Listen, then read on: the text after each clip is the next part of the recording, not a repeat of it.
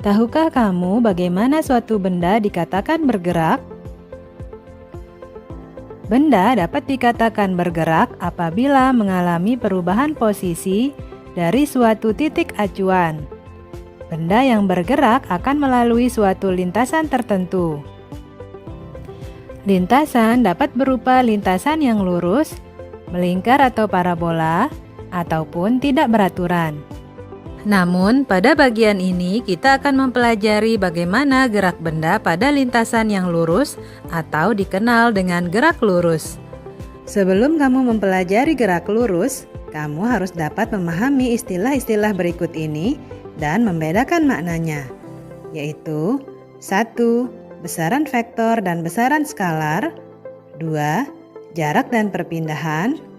3. Kelajuan dan kecepatan. Kita mulai dari besaran vektor dan besaran skalar.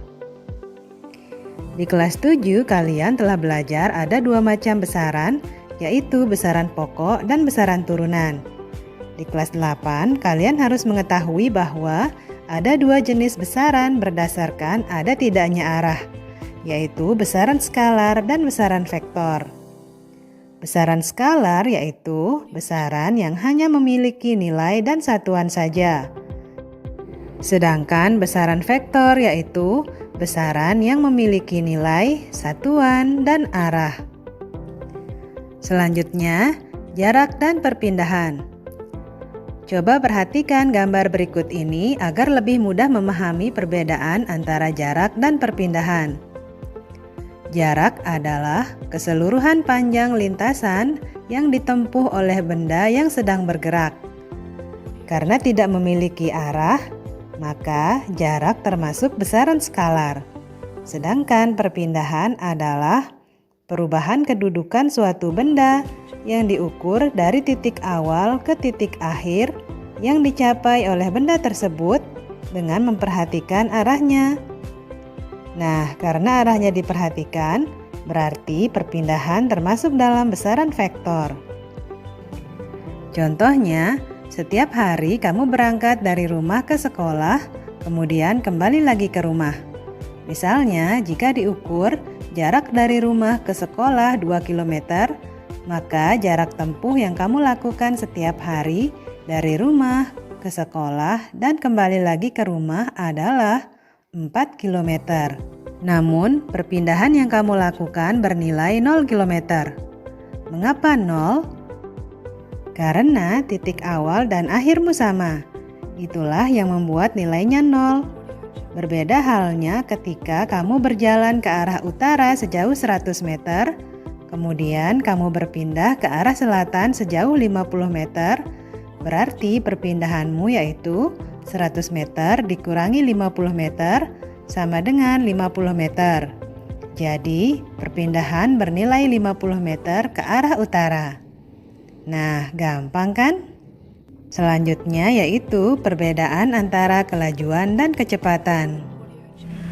Kelajuan merupakan cepat lambatnya perubahan jarak terhadap waktu, atau bisa juga didefinisikan sebagai jarak yang ditempuh per detik.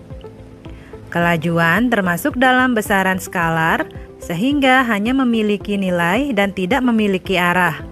Karena kelajuan tidak memiliki arah, jadi nilainya selalu positif. Mau ke utara, selatan, timur, barat, kanan atau kiri, kelajuan tetap dihitung. Alat yang digunakan untuk mengukur kelajuan adalah speedometer. Itu loh alat yang biasanya ada di motor atau mobil. Jadi, kamu bisa tahu berapa sih kelajuan kamu saat menggunakan kendaraan. Lalu, bagaimana ya rumus menghitung kelajuan? Untuk menghitung kelajuan atau V, menggunakan rumus jarak yang ditempuh atau S dibagi dengan waktu atau T.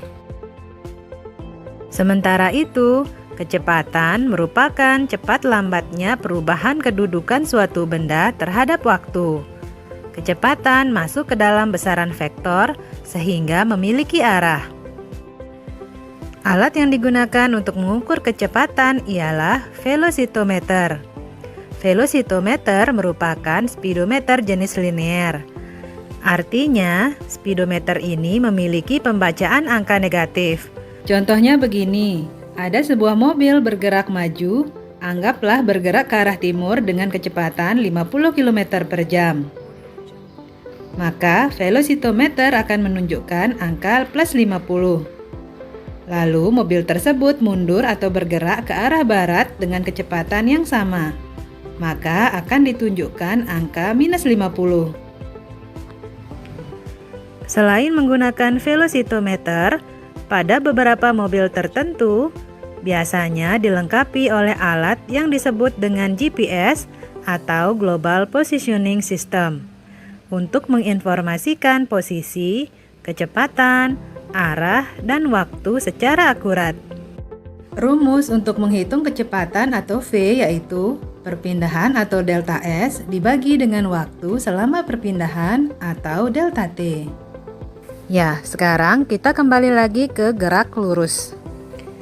Gerak lurus terbagi menjadi dua, yaitu gerak lurus beraturan atau GLB dan gerak lurus berubah beraturan atau GLBB.